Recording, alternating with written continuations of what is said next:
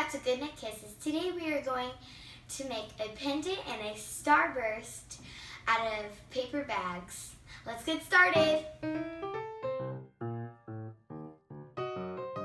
I'm your host Kristen, and today we're working on a craft with paper bags. There was a really cool craft with paper bags that I saw with my daughter on Facebook with a regular standard lunch sack bag, and this one is not. It is a large grocery sack. This one's from Kroger. You can get them from other places.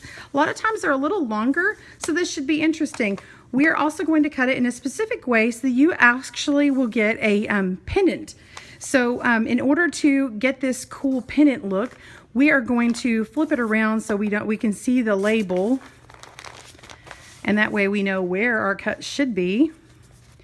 And you want to set aside all your bags and have one here. All you're going to need are some good sturdy scissors, or you can have a rotating cutter.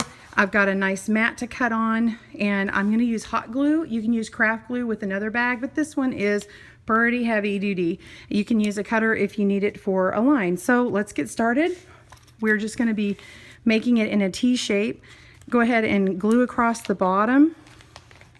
Okay, and then you're going to glue a vertical line.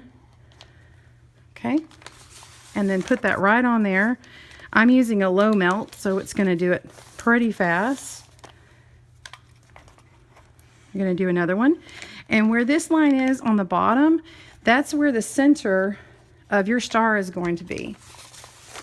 So you want to get it as close as you can so that the middle of your star is going to be stable.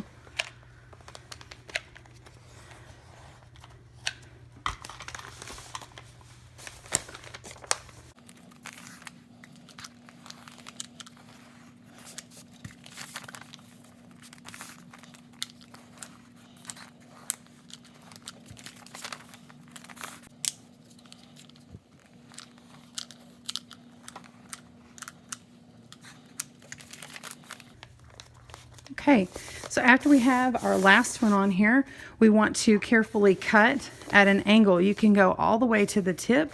So if you go to the middle here and cut down, what you're going to do is create a nice point and get rid of these two pieces. But we're actually going to leave a little bit of a gap so that we can create a pennant. So this is a two project in one. Okay, so I've picked a spot where I'm putting the corner tip here basically in the middle, and I'm coming down just a little bit to avoid this little dip in the bag here, so you can adjust for your own bag. And I'm going to come out to the side. If I was just making it without a pendant, I can cut it as sharp as I want, but I'm going to come down here like this, leave a little bit of a gap, and cut. Okay, I'm going to go to the other side.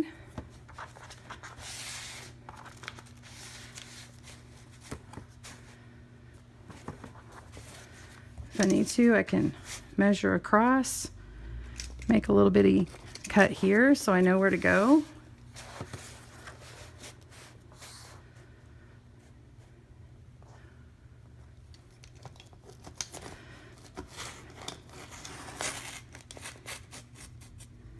And cut.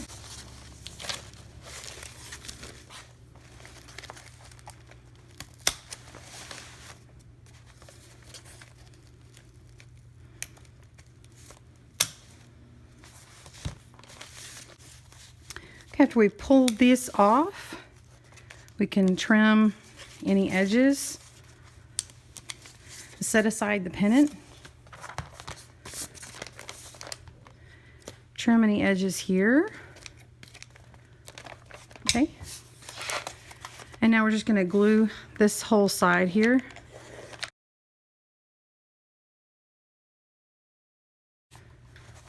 And we want to pull it around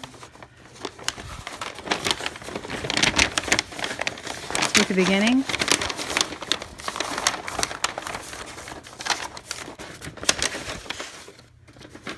It's huge.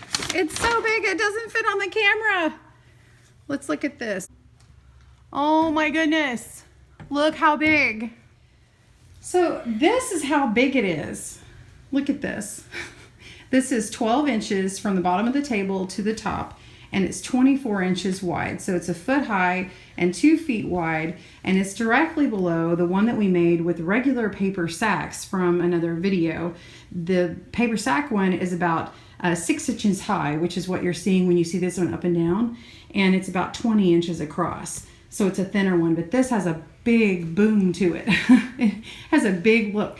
And you could totally spray paint that into another color or something, but look how cool this looks as a centerpiece. So we've just punched a hole through here, stuck some yarn to tie it on the bottom of my chandelier here. And you've got a really cool look. So I hope you enjoyed this tutorial and stick around for the pendant.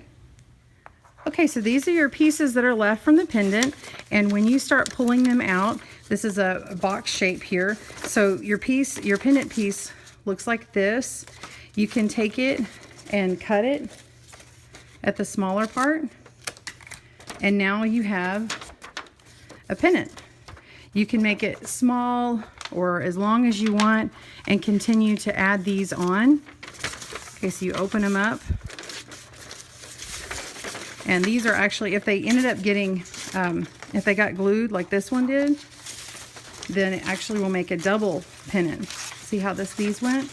And so you could actually hang it up in a 3-dimensional pendant. Isn't that cool? So we'll hang it up and show you. And you can end up gluing them end on end to extend it. You would color these, paint these, write your name, write Merry Christmas, write Happy Holidays, Happy Birthday, whatever you want to say. I hope you enjoyed watching my mom's video making the pendant back here and making these cute little stars that you can hang on your chandelier, put in the center of your dining room table. And I just want to say happy crafting. I hope you have happy holidays. Bye.